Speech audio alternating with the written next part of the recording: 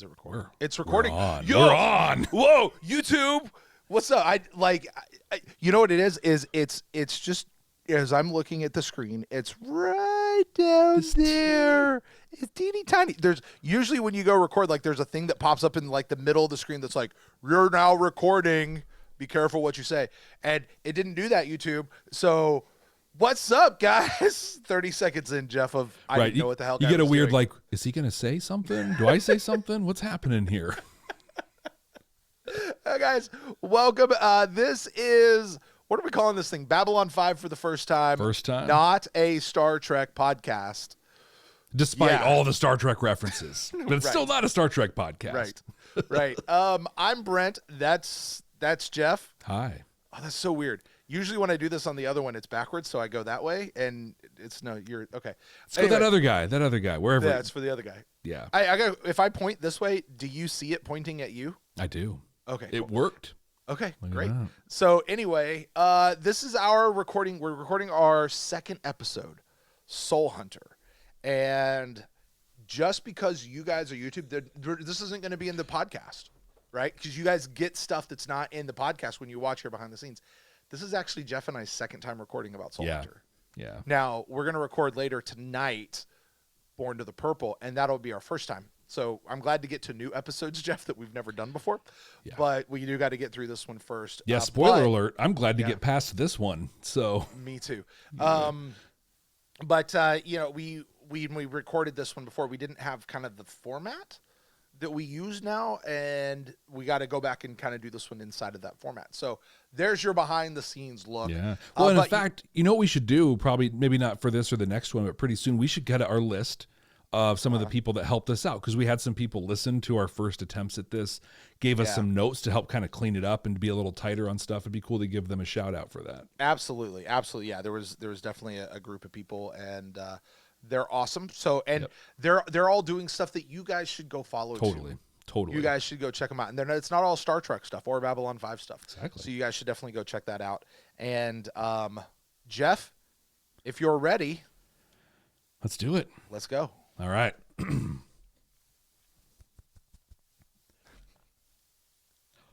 Welcome to Babylon 5 for the first time, not a Star Trek podcast. My name is Jeff Akin, and I am watching Babylon 5 for the first time. And I'm Brent Allen, and I'm also watching Babylon 5 for the first time. Jeff and I are two veteran Star Trek podcasters who are watching Babylon 5 for the first time. We're going to search for Star Trek-like messages throughout the course of the series, applying that lens that we have earned as Star Trek podcasters to Babylon 5 and seeing how close does Babylon 5 line up to Star Trek, because we've always heard that. But also, we're going to try to decide if we should have watched this show sooner. That's right. And while this is not a podcast about Star Trek, it's literally in the name that it's not a Star Trek podcast.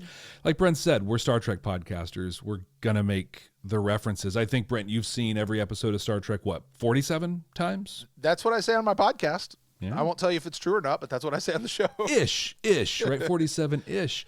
But that's just, you're going to get them. But to help us kind of stay on task, right? Stay on target with this whole thing, we have the rule of 3. We get 3 Trek references a piece per episode. So, Brent, choose your spots carefully. It's like a game. That's what I like about it. It's like, I'm not going to apologize for making Star Trek references. I'm not going to do it anymore. That was one of the things I always heard. Don't apologize for stuff. It's going to happen, but I like the game. It's like fun. The built-in game. So, and it keeps us honest. I think keeps us honest, and it helps keep us focused on the fact that we're weighing this against Star Trek, but this is about Babylon 5. Exactly. And I got to tell you, last week, I think I went out kind of early. Yeah. But this week, I'm just declaring it. No way. I'm not using I don't even know that I'm going to use all 3. Wow. I'm not using all 3 early. I'm putting it down. I'm saying it's not happening. Now, Jeff, we're talking about the second episode of Babylon 5. This is our second episode, third if you count the pilot. We're discussing the show Soul Hunter.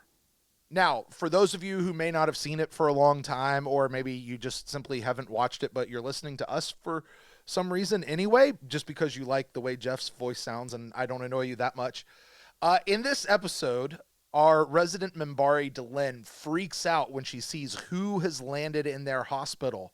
He's a soul hunter, a being that seeks and finds those who are about to die, and just before they do, he captures their soul, their essence, but only if they're special enough, which Delenn is especially grieved for because her Minbari souls out there that can't go on to join apparently a great cloud soul of Minbari that they all, like the Force, the Minbari Force, I think is kind of what it is. Sinclair really doesn't believe in all this nonsense, but it's causing a ruckus on the station, so he wants this guy gone. But before he leaves, the Soul Hunter sets his sights on Delenn herself because she is a Setai, a member of the ruling class that was there at the fall of their great leader, Dukat.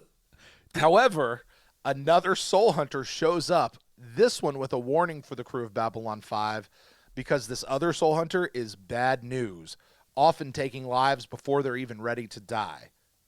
Cut to Delenn, she's on the table about having her soul sucked out when she's rescued just in time as the first Soul Hunter's collected souls turn on him and the weapon turns and hits him and stuff happens. But Delenn is safe. That's what's really important. And Sinclair doesn't really care what happened. He's just glad it's over. And he bans all Soul Hunters from Babylon 5. That's basically it. Jeff, what are some of your thoughts? What was your overall thoughts? You watched this episode, and it's yeah, just tell us. What'd you think of this episode? Well, I got to own first. I'm going to give you that Dukat piece because that's the dude's name. That doesn't count as a reference. Its name is Dukat. So thank you. You get that. So I looked at you weird because you were about to hit the I was snooze thinking button, it. Yep. And I was like, that's not my fault. This is By the way, dude's it's name. spelled different. It's spelled different too. So It's Dukat. Dukat. A little bit. right. Well, I think so. My thoughts on this really come. I mean, I've more than I should maybe, but I think out of this whole episode, there's 3 takeaways for me. That soul hunters are even a thing, and I'm going to come back to that one. This was huge. This next one, Delenn is part of the Grey Council, which is the ruling bit of the Minbari, and so like if she's part of the Grey Council, what is she doing as an ambassador on Babylon 5? And with that, when Murder Soul Hunter guy is holding on or extracting her soul, he looks at it because whatever this thing is, soul, essence, whatever, it's legit. Like he's getting information from them. And he looks at this and he's like, you planned such a thing? You'll do such a thing? So she's either done a thing or planned a thing that he thinks is absolutely incredible. My mind goes to what we saw in the gathering and that stuff, right, between the Minbari and the Earth War that happened there, and that we'll probably see a connection come out of that. But to me, the whole concept of this episode has massive religious and spiritual implications, right? So because aside from Sinclair and the new chief medical officer, Dr. Franklin, which is cool. Yeah. There's like a line where he actually just says, he's like, this is nonsense. This is ridiculous. Right. But there it is. We see it. Everyone else just accepts that there's a soul. And apparently it's a big deal that they're capturing them. To me, the soul hunters talk about how they're preserving these really important people for posterity's sake and that seems like a really cool thing. I would love to be able to go somewhere and talk with my ancestors, have a conversation with them and learn things. But apparently maybe there's, like you said, there's the Force, there's heaven, there's something out there. I don't know. I think this has some massive implications for what religion is in this Babylon 5 universe. What about you? You gave us a good rundown, but what did you get out of this? Well, there's a lot here, but my overall thought is, I didn't love this episode. I'm gonna be honest. Like, it was a bit of a drudge to get through. I still don't know what's really going on Babylon 5. Like, that's where I am right now. We're 2 episodes in, and I feel like I should know and understand more of what's happening than what I really do. And those listeners out there who've seen Babylon 5 and stuff, I'm sure they're like, oh, you have no idea. And I'm just like, I don't. And I'm trying to see how all of this fits together, because apparently, as we've been told, like this is a 5-chapter movie, and the whole, like, each season's a chapter. So I'm trying to figure out how these fit together as part of a chapter. But I didn't necessarily catch the religious aspect of it, although I certainly understand why someone would. I really do. Yeah. But I mean, religion is a thing in the world, aka the universe. It happens out there, and different people have different religions, and different people think different things. Whether or not that's actually what happens, I mean, not even other shows really answer that question. Like sci-fi in general, when it deals with religion, like it kind of says that it's all bogus, but it always leaves it open as a possibility. Yeah. Like every sci-fi show does that. Yeah, I mean, because they'll outright say it's nonsense, but then they'll also have a whole story about, well, maybe it's not. Yeah, exactly. And I mean, and this is not a Star Trek reference, because Stargate does it, and Star Wars also does it, and lots of other ones. I think The Expanse does it on some level. Battlestar Galactica does it. Like, they all do it, and there's always something to the religion. In this case, we literally see the little glowy dot souls floating around, so there's something real about it. But what this almost feels like to me is like, it's just not a fun episode, but I feel like the Soul Hunter has to come back into this somehow, or Soul Hunters has to come back into this whole piece, and I want to see where they go with it. Like, okay, here's your Star Trek reference. Do you remember when we first met Loxana Troy? Very well. It was not, that Loxana was not the Loxana we got later on in the show. You know what I mean? Okay. Like that first episode, like she's mischievous, she's troublemaking, but she was kind of a jerk. Right. She wasn't playful, she wasn't flirty, she wasn't the gregarious, person. And that changed, and I kind of hope that's what's going to happen here with Soul Hunter. Like, as they come back in and they interweave, and we get the 5 or 6 episodes over the course of the whole series that they may show up in, like, we're going to find out more about them. Yeah, I could like, see that. I kind of hope that's what's going to happen. Before you move on, just had to get it in. Just had to record it officially. I didn't say I wasn't going to use any of them. Exactly. I just said not all of them very early.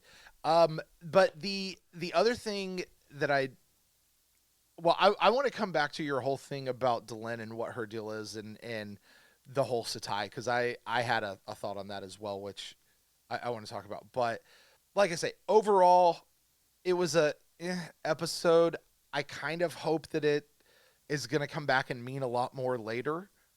But it was I was more interested in everything else that was happening more than I was in the Soul Hunter bit. Well, there was some cool stuff in the station, right, that was going on. I think with the Soul Hunters, my guess, here we go, like, anyone who's watched the show can call me an idiot after this, but it's not going to be so much the Soul Hunters that are something we get, but the souls themselves, right? Because that's cool. These are just important, notable people. There's going to be some mystery, something. They're going to be like, if only we could talk to well, you know what? The Soul Hunters have so-and-so. Let's go. Soul Hunters have Ducat. Exactly. And let's go get him back or something. Yeah. He was a big deal, but there was some there was a really cool side story, the B story in this, that I really enjoyed.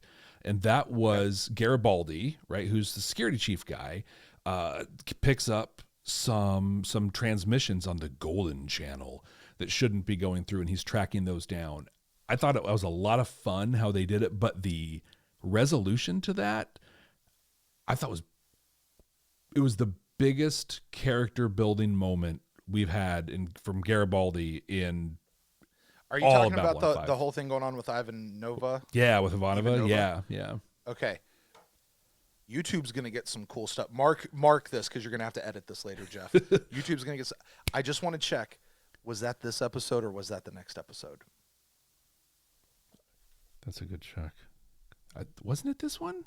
I think it was the next one. Did I mess my notes Born up? to the Purple. Hold on. I could be wrong, but I gotta look because my notes run together. I literally just watched these 2 episodes back to back, Yeah. so I could be mixing it up. That's why I just wanted to stop and ask. Let me look at my. Oh, I have all these things in here. Good catch. It is Born to the Purple. So I can take that whole thing out. Hey, YouTube, look at this. You're watching. There you go. I told you guys. This is why you get YouTube. Okay. So what was I saying there? I said something about the souls, finding Ducat on the whole thing. So we'll pick up from there. All right.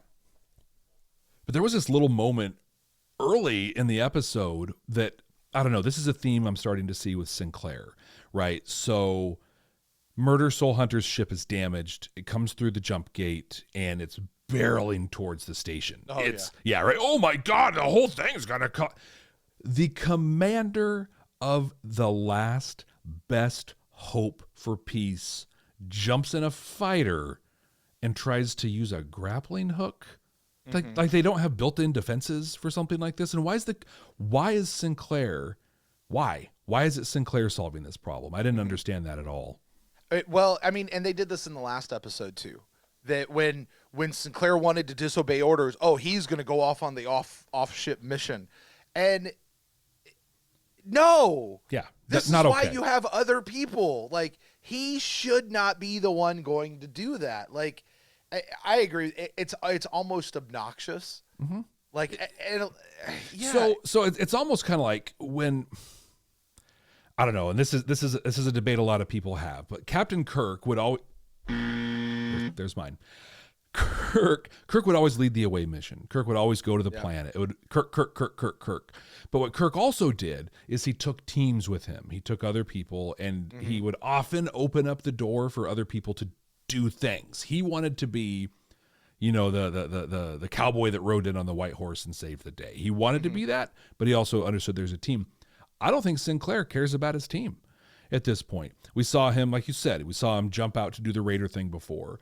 We saw the whole thing about like, Commander, something's going wrong after he tries to take some time, he's off shift. Where he's the one jumping out to grapple the Soul Hunter's ship. Dude, you have a massive station to command. You're the ambassador from Earth. How? Yeah. How do you have the time to do these things? Yeah. To me, that's just a hallmark of poor leadership. And I think it's also a hallmark of poor writing or budgetary writing. We can only afford so many actors, and you have the guy who's going to be Superman, the guy who's going to do it all, and frankly, he shouldn't be doing it all, and like almost in a way, it takes you out of the show because it's, listen, it's unbelievable.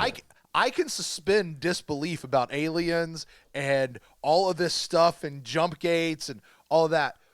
You're doing too much, though. That's where I draw a line. Well, and they even call it out. So there's the whole investigation into the Soul Hunter, and there's a moment where, like you said, the normal Soul Hunter comes on board, and he's like, "Hey, this guy's a danger. We're trying to catch him," but they don't know that. All they know is that Soul Hunters are these wild people. So Sinclair says, "I'm going to meet him," and Garibaldi's like, "Dude, knock it off. Yeah, you're not the hero." And the quote he says too, he says, "I hate it when you get heroic. Cuts into my business."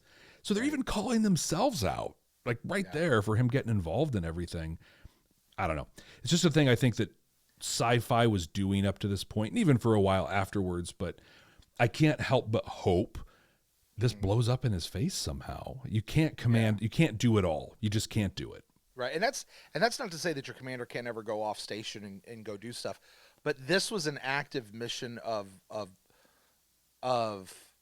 some importance that required skill and required something, and there are other people on the station who have to have at least equal skill as to the commander, or you should let them go do it anyway. Like, you don't see him you don't see people running up and pushing their pilot out of the way. So, let me fly the ship. Like, no, you're the captain. Go sit in the chair. Yeah, like that's what you're supposed to do. So, I'm with you on that. That one was tough for me. Can I give you something else that was tough for me? Yeah. Where was Londo and Jakar? Yes. completely absent from this whole episode. The two best characters in the station right now, in my opinion. The exact note that I took here, and I'm going to emphasize the capitals, they are this show to me at this point. And I think, this is kind of giving the end away a little bit, but I mean, this is our second episode plus the pilot. Soul Hunter's not even ranking in the top 3 for me at this point. So you do that math. But one of the key things to look at there is there's no Jakar in Londo. And let's dive in a little bit with Delenn, because I have struggled with Delenn since The Gathering. I just don't understand her. I'm sorry. Let me before you say that. Also, Kosh or Vosh or whatever he is, he wasn't in this episode like at all. We have 5 main species and we're dealing with 1, and the others don't even make they don't even make the obligatory "we're paying you for this episode anyway, so we're gonna put you in" appearance. I mean, you can hope. I hope they didn't have to get into makeup or anything. Maybe they got a week off, or maybe it was one of those things they made him get in makeup. They filmed a scene and then they cut it. That would suck. Yeah. But yeah, Delenn, Anyway, I've struggled. I think you and I. This is obvious to anybody listening. I love Jakar. I love Londo. I love them as a thing. Delenn, I don't really have a pulse on at this point in any way. And this episode, I think, should have gone further in helping me get one. Mm-hmm. And I'm still not there. I don't really understand where she's coming from. I think that is the point right now. Yeah. Because there is this overhanging mystery of the Minbari had Earth on its heels and then they just stopped. Just gave up, yeah. And she almost seems like the elder statesman of the whole group. Like, because frankly, even Seclair doesn't really feel like he knows what he's doing. Londo and Jakar are at each other's throats. Kosh, who knows what's going on with him, But like Delenn feels like she's kind of the smart one. She's the adult. Around. She's the grown up. Yeah. So there's something with her that I feel like we're not supposed to know just yet. Although I do hope we get to know her more as we go through. I have a question that has nothing to do with her personality, though. Yeah. Did they change her makeup again? I think so. Because I just noted, I don't know if it was in the last episode or not, but I noticed in this one she had like the last Airbender blue arrow thing on her head. Well, which really stood out to me. In the last, is that new? In the last episode, she had, I don't know if it was something on the bridge of her nose with the makeup or something, but she just had this weird kind of. She seemed cross-eyed at weird times in there, and I didn't get that in this one at all. It just seemed more like comfortable. If the camera was at a weird angle, maybe they're still. And we've seen in other sci-fi shows how they change makeup a little bit as they go and figure it out. And I think it just takes you fit the actor's face. They're like, hey, we made this prosthesis. Oh, you're shaped differently. Who knew? Right. Yeah. Right. So let's dive. I want to go back to actually stuff about Delenn. I want to go back to what you said kind of in your opening thoughts about the whole murder of Dukat and Delenn and what this has to do, because I have a theory that is actually, I think, very similar to what you just said there. Is she said the Soul Hunter said to Delenn, he's like, wait, you were there when Dukat died. He said, you were there. Right. And so I'm gonna have my theory is more honed into, I really think that Dukat getting killed is either connected to or is the reason that the Minbari pulled back. Wow. Okay. And I don't know why, and I don't know exactly how, and I don't know if it's the actual reason or if it like this happened and then something else happened that caused them to pull back. I don't know what it is. But and obviously Delenn was there. Like, she fully gets it. Yeah. And she's there's something more with her. And that's why she's the Satai, and that's why all that's going on. But I think it's a direct connection. The killing of Dukat has everything to do with why they pulled back. Okay, I love that, right? Because I don't know. What I'm thinking as you said that too is, we don't know when Delenn became a Satai. Maybe she's in his spot. Like, I don't know how the council works, but I really could see that Dukat dying being this domino that fell that just, it didn't fall in a straight line, right? It hit like 6 different sets of dominoes, including the Earth-Minbari War, Delenn and the Grey Council, and who knows what else. Because it was, that was a piece of this episode that like stuck out, was Ducat and then Murder Soul Hunter going specifically after Delenn. Well, and then to follow that up, Sinclair clearly asked the question, clearly said it to us. What is one of the great leaders of the Minbari doing playing ambassador? Like, that is the question. And we better find that out. Like, this better be where the show goes, because if they just sort of let this trail off, I'm going to be so mad, Jeff. Like, this is what you're telling me you're going to find out, and that's where we need to go. I'm not worried about other things going on out there. They even hint at it a little bit, right? Because she's, getting her blood, because Murder Soul Hunter guy decided to gently drain her blood to kill her really slowly while using one of the worst props I've seen in any Are you science. talking about the actual thing that sucks the soul out? Yeah, the actual soul sucker. Yeah. Right. What was that? What was that? Hey, I got a used Jiffy Pop container I can cut a hole in. That would have looked bad on Lost in Space, like the original. That was wow. I mean, it seriously, it looked like stuff that there's my kid's toy box downstairs of all his broken toys, and they go in and they're going to like just glue crap together and cut pieces apart and come up with a ray gun. Yep, let's paint it silver. That's what it looked like. No, paint it silver and then it's future or whatever. And like, it's so cool. I love, because Sinclair takes him out, and Sinclair takes him out by pointing the soul sucker at him. And I don't know, like I have to imagine that like the actor's like pushing that over and just being like, oh my God, I look like an idiot. This is the worst thing. I can't believe, I hope this gets canceled tomorrow.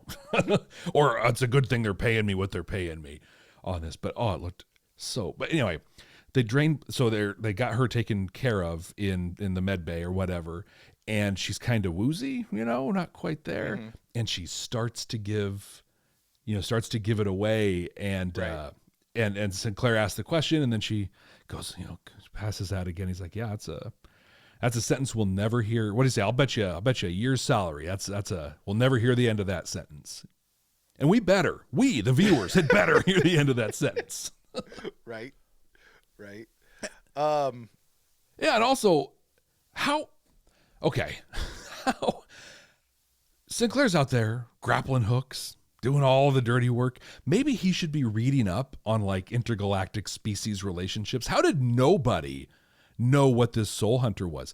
Every single alien species, what was like 12 or 18 ships were leaving early. He's like, we're out of here. This guy's on board. Everybody knew it was up except like Earth's like, I don't understand. Hey, what's a soul hunter? Hey, what's the big deal? Hey, where's everyone going? Is there something wrong here? Delenn's literally scream, murder him now.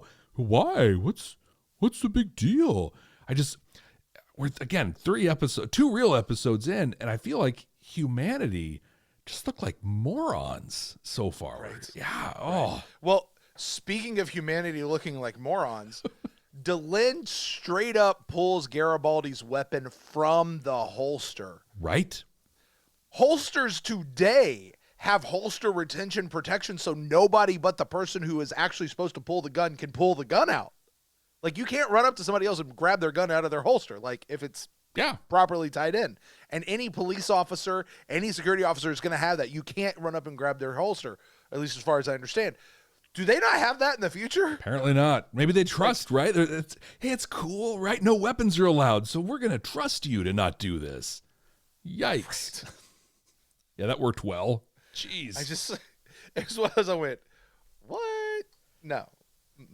I think the last cool thing I want to say is that when Dr. Franklin, the new chief medical officer, came on board, they actually acknowledged the doctor from The Gathering. They acknowledged Dr. Kyle, said that, they passed each other in a thing. And Dr. Kyle, so in last episode, I talked about Luis Santiago becoming president of Earth and the questions I have there. They mentioned Dr. Kyle working now as part of the Santiago administration.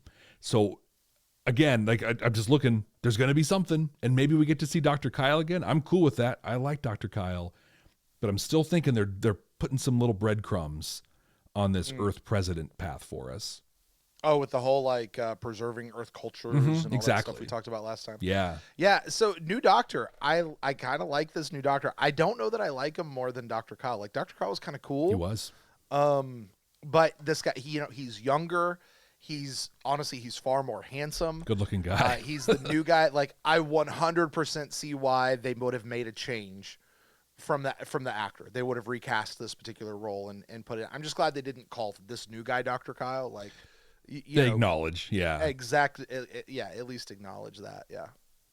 Yeah, I think the thing I loved about him, he has that doctor confidence, right? Like that, especially when they're talking about the soul sucking activity, whatever, and he just looks at Sinclair. He's like, yeah, this is nonsense. Like this guy's wasting our time right now, and just the confidence he has in there. Yeah, I think I'm gonna like Dr. Kyle a lot. I was thinking about this. Get your finger ready. Here's my next Star Trek reference. Not Dr. Kyle. What's the new guy's name? Dr. Franklin. Dr. Franklin. Because I had a thought on this. If you had to compare Dr. Franklin to any of the other Star Trek doctors, who do you compare him to? Who does he remind you of the most? I hadn't thought of that at all. Pulaski. Yes, that's exactly what I was thinking. Totally. It's Pulaski, absolutely. Who is great, by the way. Like, total aside on a Babylon 5. Was. She's great. Got a bad rap. And yeah, she was fantastic.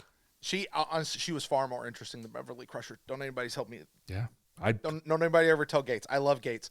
But Dr. Pulaski was awesome. Awesome. She really was. And even had had a full season arc on her quote unquote racism towards Data. Like she actually changed as a character within one season, which is more than you can say for the 6 that we had. Yeah. So. I've got a couple things for you. Okay. A couple of fun things that I noticed. Did you notice the name of the shuttlecraft that was coming in? No. The Asimov. Oh, that's cool. Yeah. You always love to hear Asimov in any kind Yeah. of sci-fi thing, and no matter who it's from. Okay. Back of the hand communicators. Yeah. I noticed it on Sinclair's hand in the last episode, and in this one, he's running down the hallway, like speaking into the back of his hand, and it's this little thing that they slap on the back of their hand. Those suck. Totally. And like it looks kind of futuristic, but I have an Apple Watch on my hand, and I can use my Apple Watch as a phone when my regular phone's not around. And I got to tell you, holding my hand up to my face to communicate makes my arm tired. And it sounds terrible. You sound terrible. I have an Apple Watch as well, and I used the phone app one time when I first got it. Because I'm like, this is so cool. And I'm like, this sucks. My arm's tired. I can't hear anything. Who would do this? Like when I go back and I think of like Get Smart or any of those spies that like they're using their watch. I'm going to talk to you into my wrist. Like no. Well, how brilliant was it of the Next Generation? Yeah, but to put you're 2, right? We're 2 and 2. You're 2 and 2. Okay. It's hard, but I mean, just to put it on the chest. Oh my God. Yeah, it's brilliant. That might be the most meaningful innovation out of the Next Generation. And it really is. Yeah, it really is. Although I got to tell you, I have a comm badge, a Next Generation comm badge that Bluetooths to my phone. Oh, that's awesome. And has a speaker and a microphone in it, and it's a functioning comm badge. It's horrible. Really? Yeah, you can the sound quality is not any good. I'm not really sure that people, if you have other stuff happening around you, it picks up all that noise. It's cool, it's gimmicky, but it's not truly practical. And let's just say in the future those things get better. But the hand ones on the back, like, do you remember the here comes my third one. In Voyager and Deep Space Nine, each show had their own version of flashlights. Yes. That were like, one of them was like a box that was held in a hand, and that's how you used it. And like, no way, that doesn't work. And the other one was like a wrist strap, and you held your wrist up like you were doing a thing. And like, no, The most practical thing is do what we have today, which is a handle with a flashlight that you can just point. Yeah. Because holding it with your wrist up, you literally have eliminated your entire hand at that point. And no matter what you do with your hand, it's going in that direction. Like, if I can't hold a flashlight in my hand, you know what? I can stick it in my neck and hold it that way. Or, under my arm while I'm trying to do something. Well, and frankly, we have a quasi-military organization here, and we've all seen law enforcement or whatever with a, flashlight in one hand, a firearm in the other, and you put that thing on your wrist, and now one's pointing this way and the other's pointing that way. There's nothing good about that. No. Yeah. So, anyway, stuff on the back of the hand. Yes, it looks cool, but I'm calling out and just say, in reality, it's not good. Yeah. I don't like it. Okay, last thing, Soul Hunter literally used the guard I'm injured trick to get out of his cell. Yep. Right? Really? Well, not only did he use it, but may God bless our favorite guest actor in so many things, William Morgan Shepherd, who is just, an incredible. Oh, yeah, that was the Soul Hunter. Yeah, one, he's right? incredible. Yeah. Wow, did they turn, it's like, hey, here's your direction. I want you to take the appropriate level that you would play this guy at, turn that up by 10, and then turn it up a little bit more. Oh my God. It was hard to watch this guy go. It was rough. Right. That was rough. All right, Jeff. Any other thoughts on Soul Hunter? I think we've hit that spot where we're going to boil it all down and see if it has any of that Star Trek-y quality to it. Okay, we got to take away the buzzer because now we're there. Does it have a deep moral message to it, or is it holding up a mirror to society? Is this Babylon 5 and Star Trek are basically the same thing? Like, is it that? Should we have watched this episode a lot sooner? What do you think? So, last week, I think that we had some pretty good back and forth about the Star Trek message that potentially was or wasn't in that one. Mm-hmm. This one, we really talk about a couple things. What kind of were our closing thoughts? Would we watch this again? And then we're going to rate it 0 to 5 deltas as to how Star Trek the episode was. So, Closing thoughts, we hit it, right? And it's going to wrap this into the next piece. In my opinion, I don't see any reason this episode could have or should have happened. This could have been a mention, a part, something else in another episode. Oh, by the way, there are these soul hunters. This thing happens. Could have been a B story or something. It wasn't enough to carry an episode. I've watched this episode now, preparing for this 3 times. And and in my opinion, I'll own the first 44 minutes because that's what we're doing for the podcast. That's 88 minutes of my life I'm never going to get back. And I feel like somebody owes me on that. But on a scale of 0 to 5 Star Trek messages, this one gets 0 deltas from me. What about you? I am willing to give this it's a first season episode that's just not very good. I hope it circles back and this one becomes more important later on. And you just go, it wasn't the greatest episode, but it was still important. It set some certain things up and did what we needed to. Maybe it doesn't. I don't. Maybe this has 0 bearing going forward on anything else. Or maybe the only thing that we really learned here, the whole thing that we learned here was Delenn's a Satai. And that's the thing that's going to carry us through. Like, we could have learned that. I didn't need a whole episode for that. I'm going to give it a 1 delta. Wow. Okay. Because I did find a Star Trek thing that I really liked. It was not what this show was going for. Okay. But if it was in Star Trek, it's absolutely what Star Trek would be going for. And here's what I want to say. Last week, I was pretty miffed at the idea that they replaced Commodore O, Takashima. Yep. They replaced a strong ethnic female character with the white chick. Although I love Ivanova. She's great. I just want to say that. She's great. She is great. But she says in this particular episode, she says, I'm Russian. Yes. Now, in 1994, that's a big deal. Now, compare that to 1968 when Star Trek first introduced Chekhov as a Russian in the middle of the Cold War. In 1994, we get a Russian who's in a command position as the Cold War in real life is ending. And the Berlin Wall has felled. I think at this point the USSR is dissolving, or is about to be dissolved. Like, all of that stuff is happening, and we're taking a Russian and putting them in command, not, in that a trusted executive level position command. They're not the captain, but still they're right there. And they're much higher than what Chekhov was on the bridge of the Enterprise.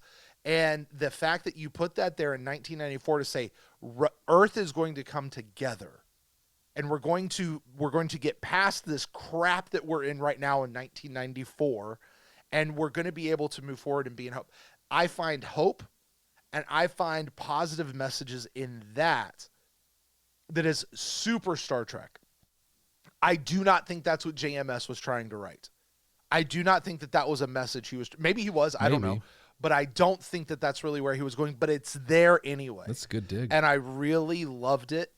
And it has nothing to do with the rest of the episode. At all. It just was. Which was some of the original, like the fact Uhura's on the bridge of the Starship Enterprise and the fact that Sulu was there as a pilot.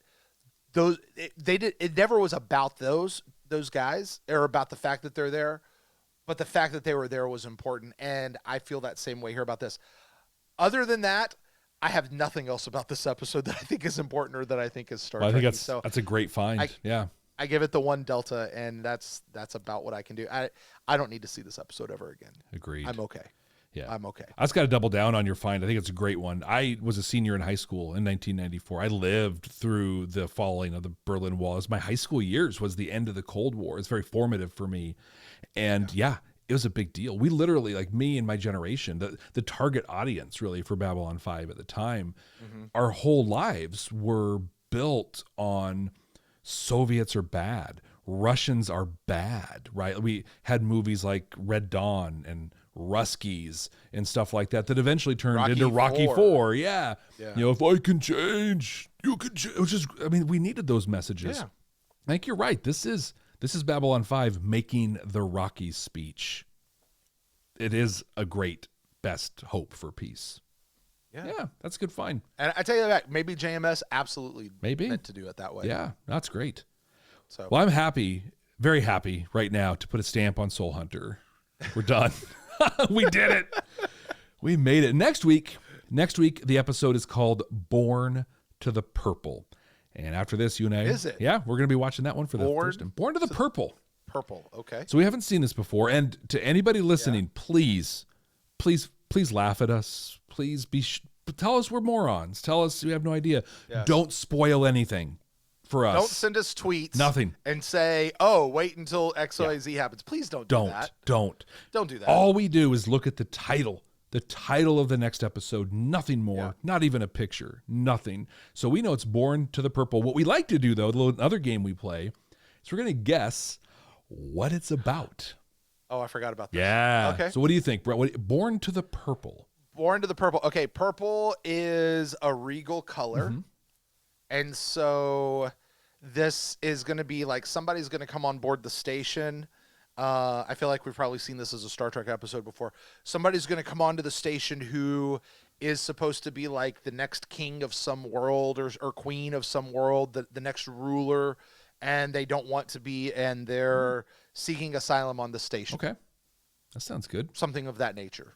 So my guess is we had heard a bit about the Minbari caste system a little while ago. I think this is going to be similar, almost similar to what you're saying, but I think purple might be a designation for a caste within that society, and it might be someone born to a caste who's trying to break out of that in some way.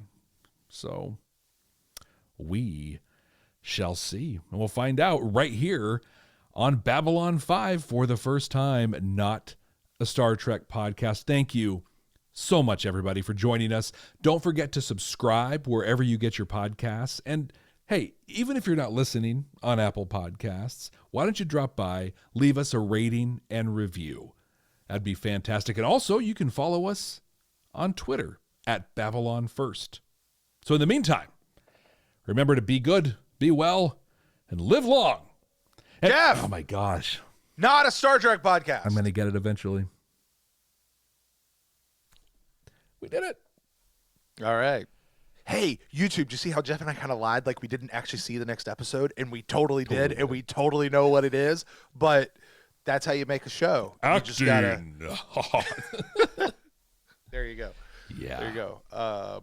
Because you even saw Jeff Yeah. reference. Yeah, I remember the B plot was totally the next episode's B plot. Because I think we both literally just watched both of these back to back, and my notes ran together. Yeah. And yeah, that's how it works. There you go. All right, Jeff. Well, we're going to cut this for the YouTube folks. So sorry, guys. You're going to have to tune in next week to see what we actually say about Born in the Purple. But thanks for watching. Like, subscribe, all that sort of stuff here on YouTube. You guys are great, and we'll see you next week. Boop. Do I stop it? I'm not sure how this works. It's still going. It is. Okay, I'm going to try.